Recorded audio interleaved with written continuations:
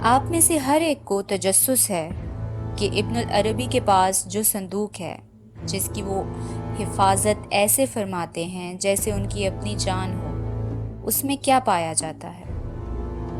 آج ہم آپ کو اس متعلق پوری انفارمیشن فراہم کریں گے۔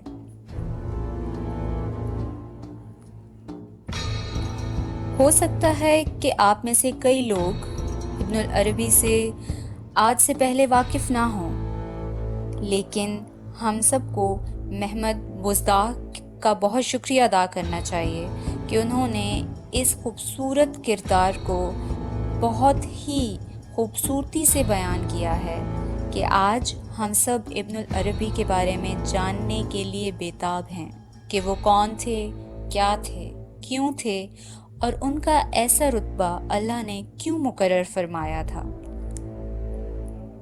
اسلامک ہسٹری میں اس طرح کے کردار بیشتر پائے جاتے ہیں، لیکن آج کا مسلمان ان سے ناواقف ہے،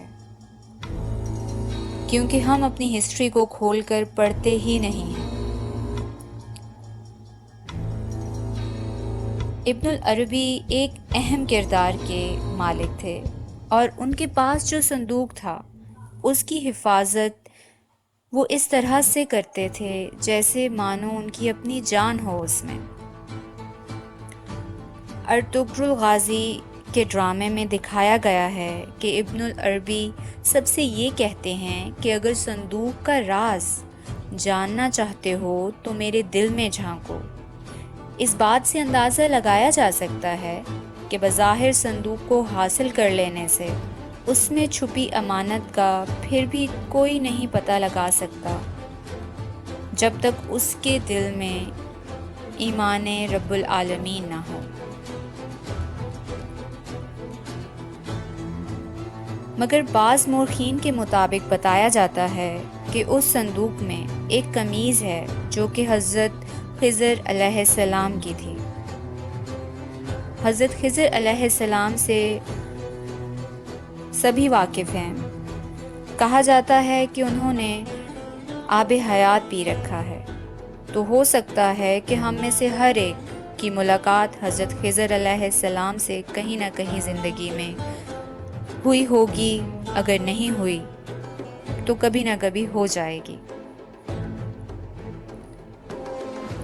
حضرت خضر علیہ السلام ایک بادشاہ کی اولاد میں سے تھے، اور اس بادشاہ کی واحد ایک ہی اولاد تھی جس کو وہ اپنا تخت دینا چاہتے تھے، مگر حضرت خضر علیہ السلام نے اس تخت کو ٹھوکر مار کر اسلام کی طرف توجہ دینا مناسب سمجھا۔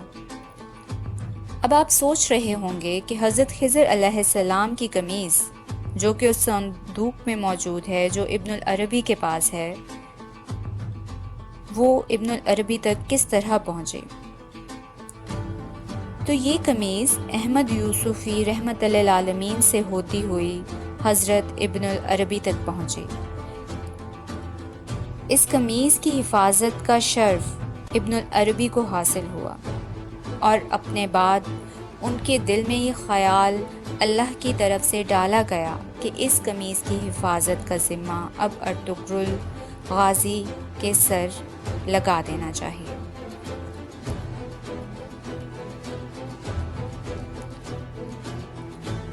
ہسٹری پڑھی جائے تو اس میں بیان کیا گیا ہے کہ اس قمیص کو پہن کر عثمانیہ سلطنت کا جو بھی سلطان جہاد پر نکلا، فتح اس کی ہی ہوئی ہے۔